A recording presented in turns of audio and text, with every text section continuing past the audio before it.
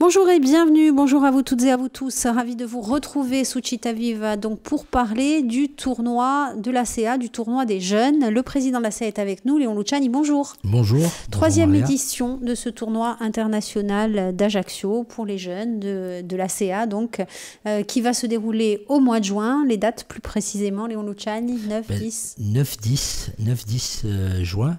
Donc, bien évidemment, vous le rappeliez, troisième édition de ce tournoi qui est un intérêt indiscutable au regard du plateau qu'il réunit, puisque je rappelle quand même que c'est 32 équipes, c'est des équipes prestigieuses, hein, Barcelone, alors tournoi U11, hein, ce sont des enfants, donc de Barcelone, Benfica, et cette année Arsenal qui a souhaité être présent, donc un plateau relevé, mais également 14 équipes insulaires, 14 équipes des clubs partenaires de l'ACA, et donc bon, c'est une fête qui est organisée au bénéfice des enfants, puisqu'on se rend bien compte que c'est un plateau qui réjouit tous les jeunes licenciés du football, et pas que les jeunes, les grands aussi. Les grands aussi, puisque c'est une très belle fête du football, donc 9, 10 et 11 juin. Cette catégorie U11, pourquoi choisir de faire ce tournoi pour cette catégorie-là plutôt qu'une autre catégorie d'enfants? Alors, le comité d'organisation au départ a décidé d'organiser un tournoi U11, donc le comité d'organisation qui regroupait bien évidemment les gens du club, mais également des personnes de la municipalité. Et donc, en l'occurrence, Nicolas Bonal nous avait mis en avant en disant que c'était bien un tournoi U11 parce que c'était une catégorie qui était où il n'y avait pas ce genre de tournoi, ou en tout cas il y en avait très peu de ce niveau-là et avec ce plateau-là. Et donc nous avons tout bonnement satisfait à sa demande en se disant bon, allons-y sur le tournoi U11, et en fait on se rend bien compte que c'est quand même une catégorie qui est très intéressante parce que bon, c'est des tout petits bouts de chou, mais en même temps avec d'énormes qualités techniques et d'énormes où on voit des phases de jeu qui sont dignes des plus beaux matchs de Champions League qu'on peut voir. Alors effectivement, donc de très belles phases de jeu avec ces équipes de Corse, donc c'est 14 équipes, vous nous avez dit, insulaires, l'ACA bien sûr, mais tous les partenaires de l'ACA, on retiendra le club de Bocconiane par exemple, mais des clubs qui viennent de toute la Corse aussi. De Sartène, de Porto Vecchio et les clubs de Borgo, les clubs d'Ajaccio, hein, avec l'AS Cannes, avec les clubs des quartiers qui font un travail énorme au niveau social, et donc il est tout à fait normal qu'il soit à nos côtés lors de ce tournoi. Nous n'avons pas voulu faire un tournoi simplement, pour nous il est impératif qu'il y ait cette mixité des deux volets du football, c'est-à-dire que bon, vous avez des équipes prestigieuses et puis en face avec nous il y a également le football amateur avec le football rural qui est présent également, et donc qui nous permet d'avoir une vision globale du football et qui permet de rassembler tous les amoureux du football. Ces grandes nations du football qui vont venir, c'est un autre monde, y compris chez les jeunes? C'est un autre monde, y compris chez les jeunes. Je crois que bon, quand on voit se préparer les gamins de Barcelone ou de Benfica, ou on verra cette année d'Arsenal, ou même du Paris Saint-Germain ou de Lyon, on est dans une autre dimension, c'est-à-dire qu'il y a une rigueur et ne serait-ce qu'au niveau de la diététique, sur des gamins, on fait attention à ce qu'ils mangent à midi. Ils sont très très très vigilants surtout sur les périodes de repos, donc c'est une préparation comme les grands, quoi, je dirais. Et donc, ça peut être aussi peut-être, on va pas dire un exemple, parce qu'on ne sait pas si c'est bien ou si c'est pas bien pour des enfants de cet âge-là, mais en tout cas, ça peut fournir un autre regard à nos enfants aussi, à nous. Tout à fait. Je crois que c'est surtout ça, parce qu'après, si c'est bien, si c'est pas bien, vous avez raison de le préciser, parce que bon, un enfant, ça reste avant tout un enfant, et il a besoin de vivre son enfance de façon un peu inorganisée, je dirais presque. Donc, et là, bon, est-ce que toute cette rigueur n'arrive pas à un moment donné à gommer un peu tout ce qui peut apparaître dans l'esprit d'un enfant. Bon, mais en même temps, ça leur permet effectivement en outre de voir autre chose et de se dire, c'est vraiment, alors que c'est un exemple ou pas, mais en tous les cas, ça leur fait voir autre chose. Donc, vous avez dit 32 équipes. On va se retrouver demain pour parler de tout ce tournoi, pour parler aussi, Léon Luciani, de la politique en faveur de la jeunesse de l'ACA Ajaccio. Ok, merci. Merci. Combien de catégories, en fait, en dehors de ce tournoi, sont représentées à la CA Ajaccio dans la catégorie des jeunes? Combien d'éducateurs? Ben écoutez, l'ACA, c'est 220 licenciés et c'est une dizaine d'éducateurs. Et donc, ça commence à l'âge de 6 ans et ça va jusqu'au senior. Merci, Léon Luciani. À demain. À demain. Bonjour et bienvenue. On retrouve notre invité, Léon Luciani. Bonjour. Bonjour, Maria. Le président de la CA Ajaccio. On parle de ce 3e tournoi international des jeunes, la catégorie U11, avec 32 clubs qui participeront du 9-11 juin à ce grand tournoi. 32 clubs venus du monde entier, on peut dire ça comme ça, pour jouer au football. Cette fête du foot sur donc le terrain de la CA Ajaccio, du monde entier, de la Corse entière aussi. Alors, on s'est quitté hier, Léon Luciani, en parlant justement de cette politique en faveur des jeunes qui est menée par la CA Ajaccio, avec cette dizaine d'éducateurs. Vous nous avez dit justement cette notion d'éducateur, elle est plus importante que la notion de coach qu'on peut retrouver ensuite dans un milieu professionnel. Il faut bien faire le distinguo. Je crois que quand on parle d'éducateur, il y a le mot éducation et donc effectivement ils ont un rôle important d'accompagnement et les éducateurs qui sont à la CA, notre idée c'est qu'ils atteignent en même temps que leur évolution, qu'ils soient formés et qu'ils acquièrent les compétences nécessaires pour encadrer des enfants et pour les faire évoluer parce que les enfants c'est de la physiologie, c'est de la psychologie, donc c'est très important pour que les gens soient véritablement très efficients auprès des enfants. Et donc notre volonté c'est de les amener, tous ces éducateurs, à des niveaux de performance et de connaissances et de compétences qui soient indiscutables et qui nous permettent d'être le plus efficient possible auprès des enfants. La formation, c'est un élément qui est important au sein de la CA Ajaccio, que ce soit la formation des éducateurs et puis ensuite, avec le centre de formation dont on aura l'occasion de parler aussi, c'est vraiment un des poumons de la CA Ajaccio en dehors du groupe professionnel évidemment. C'est un des poumons. Aujourd'hui, le centre de formation, alors il y a trois catégories. Il y a la catégorie, je dirais, les enfants, les petits, des débutants au moins de 17, qui ont, eux, un encadrement des éducateurs, donc avec ce que je vous disais précédemment. Puis il y a le centre de formation qui, lui, regroupe tout ce qui, entre 17 ans et 20 ans, 21 ans, qui est donc une soixantaine de joueurs. Et donc là, c'est le creuset pour ce qui est des gamins qui pourraient demain devenir professionnels. Mais là aussi, c'est pareil. Quand vous avez 60 gamins, vous savez dès le départ qu'ils réussiront, l'entonnoir se resserre et donc ils seront forcément très peu, il y a beaucoup d'appelés et peu d'élus.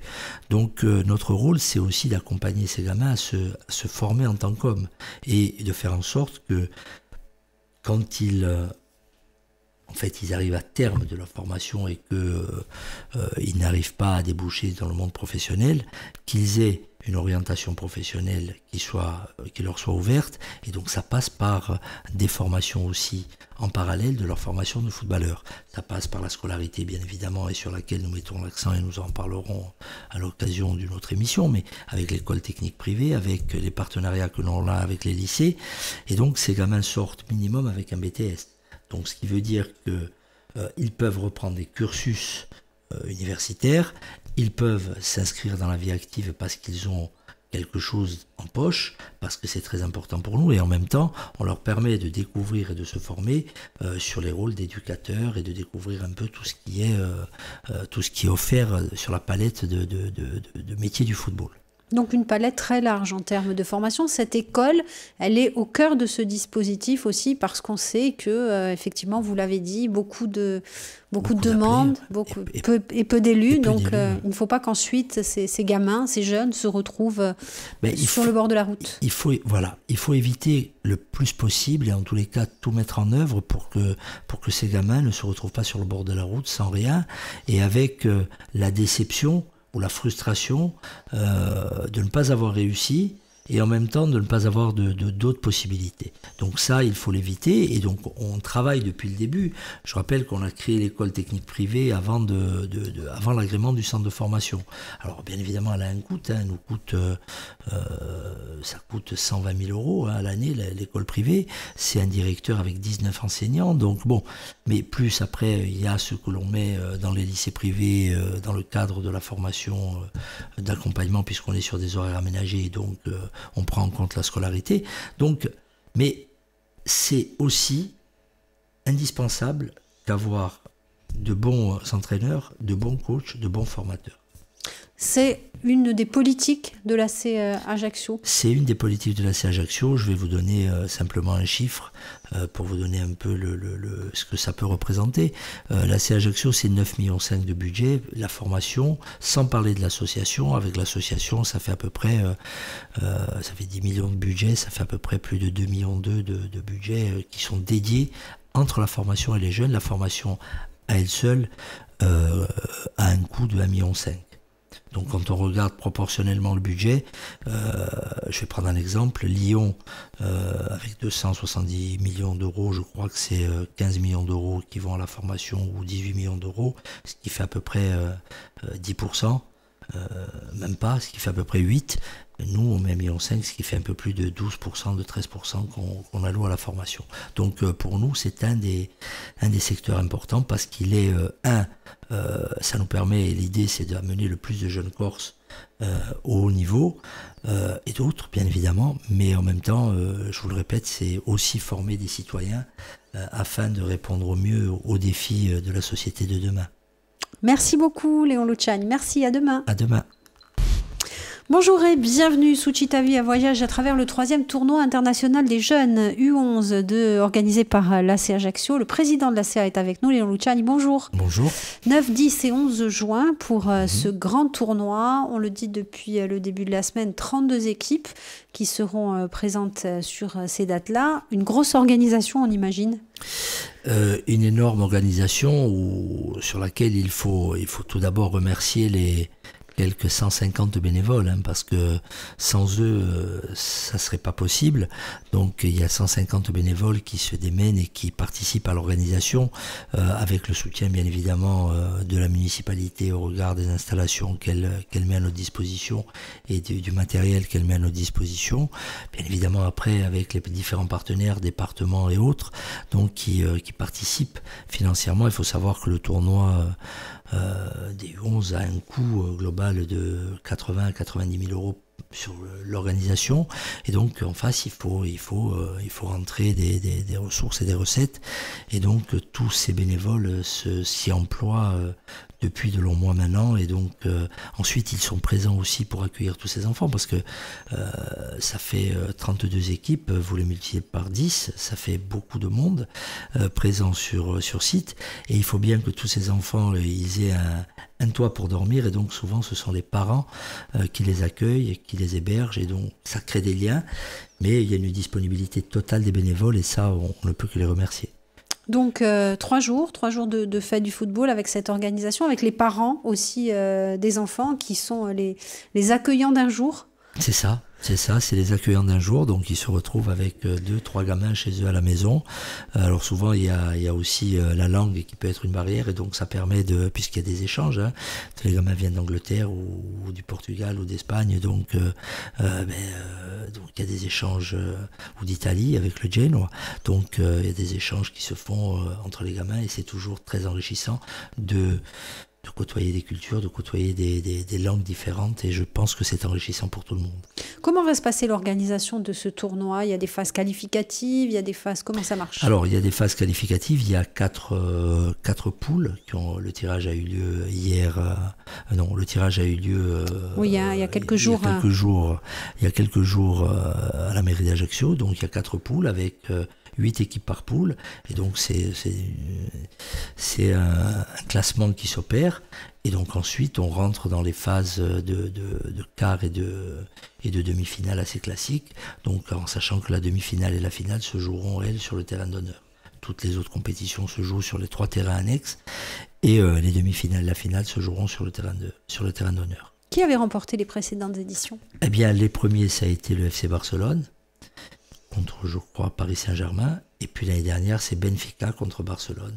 Donc Benfica est tenant du titre. Et cette année, nous avons Arsenal en plus. Donc on a relevé encore le niveau. Et on a refusé, beaucoup d'autres équipes souhaitaient nous rejoindre, prestigieuses, Dortmund, des équipes anglaises, autres. Mais nous n'avons pas donné suite parce que, dans notre esprit, il est hors de question de déséquilibrer cet équilibre que nous avons établi dès le départ avec la présence des clubs amateurs qui sont pour nous indispensables. Parce que c'est aussi pour nos gamins qui jouent toute l'année sur les terrains de Corse, c'est aussi le moment de plaisir pour eux. Qu'est-ce qui attire la Corse, le tournoi de la CA? Je crois que c'est lié. Et en même temps, le tournoi de la CA, il fait partie d'un certain nombre d'actions que nous menons. Vous le savez, depuis maintenant de nombreux mois, notre volonté étant de... En fait, la CA, c'est un acteur économique de la cité, c'est un acteur économique de la Corse. Et donc, le tournoi, c'est un des éléments. C'est un des éléments de ce dispositif et de ce développement que nous souhaitons mettre en œuvre. Et en fait, l'Ajaccio attire, l'ACA attire, et puis la Corse attire, parce que les gens qui viennent, ils en ont toujours un très bon souvenir, et certains sont déjà revenus en vacances, donc ce n'est que positif pour nous. J'allais vous demander, c'est un vecteur touristique aussi à travers donc ces enfants, peut-être ces familles aussi qui accompagnent ces enfants? C'est un vecteur touristique. Et puis vous savez très bien qu'en termes d'image, un club de football, c'est, je crois, le plus gros porteur d'image. Puisque en termes de retransmission télévisuelle, de couverture médiatique, de tout ce qu'on peut retrouver dans les différents journaux, c'est véritablement un vecteur touristique, c'est un vecteur économique, un vecteur touristique. Donc nous, on est au service aussi de notre région. On peut venir assister à ce tournoi, comment ça se passe? On peut venir assister à ce tournoi, tout à fait. Il y aura juste une entrée à acquitter qui doit être, je crois que le tarif était de 3 ou 4 ou 5 euros, je ne sais plus, mais donc et voilà, on assiste à ce tournoi, on peut se restaurer sur place, donc voilà. Donc et les deux précédentes éditions ont été une vraie réussite par rapport à l'accueil, par rapport aux parents, par rapport aux spectateurs qui étaient enthousiastes, et donc on les appelle à venir nombreux. Merci beaucoup Léon Luciani, merci, à demain. À demain. Bonjour et bienvenue, bonjour à notre invité Léon Luciani. Bonjour. Bonjour, président de la CA Ajaccio. On parle de ce 3e tournoi international des U11 qui se déroulera du 9 au 11 juin.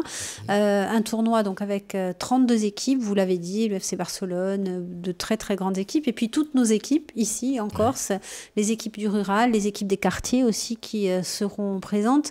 Le groupe pro participe à cet événement?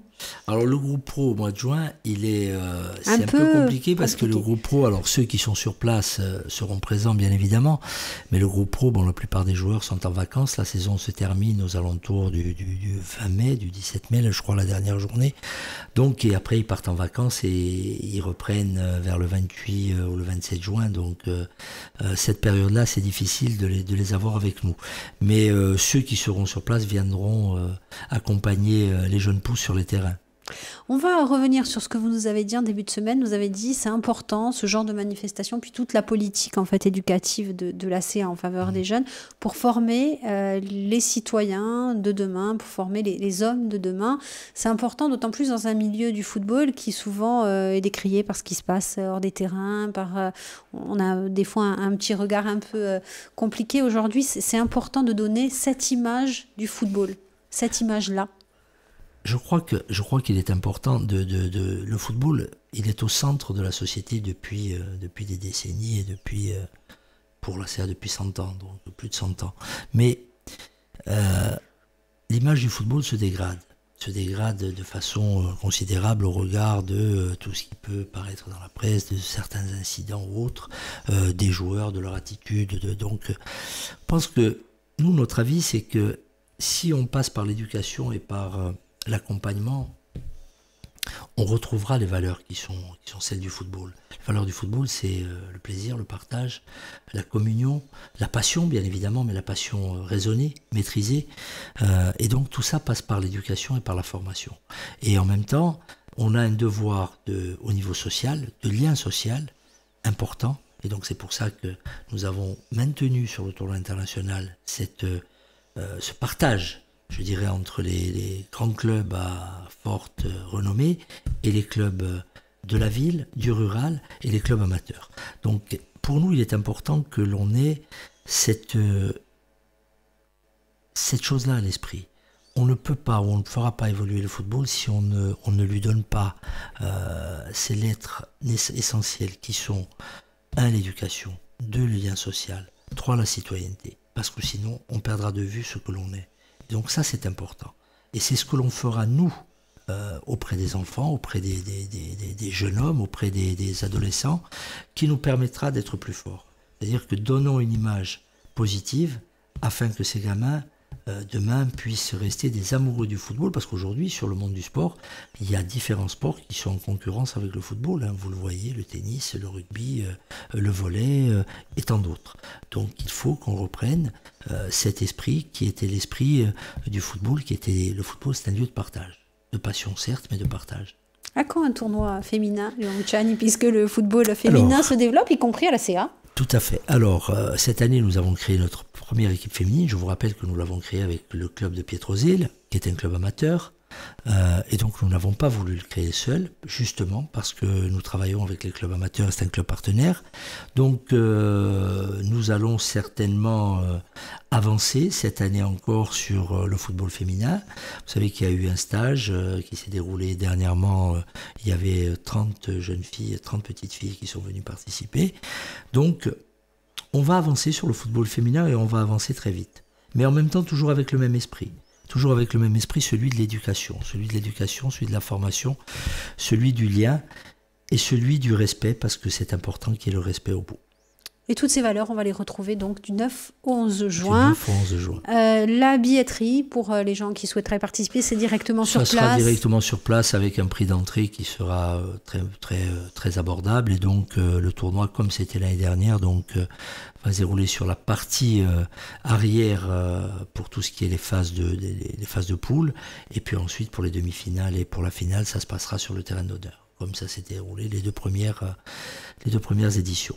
Et puis, oui. Et puis voilà, et puis on attend beaucoup de monde. Et puis il y aura donc bien évidemment la réception, comme ça se fait tous les ans sur la place de la mairie, avec le défilé de toutes les équipes, de toutes les équipes qui arriveront, et donc avec la présentation de toutes les équipes. Et voilà, c'est l'annonce d'une belle fête. Et puis c'est bien, c'est des enfants. Et puis on va avoir des centaines d'enfants qui seront là, qui seront eux joyeux de se retrouver sur les terrains et d'en découdre.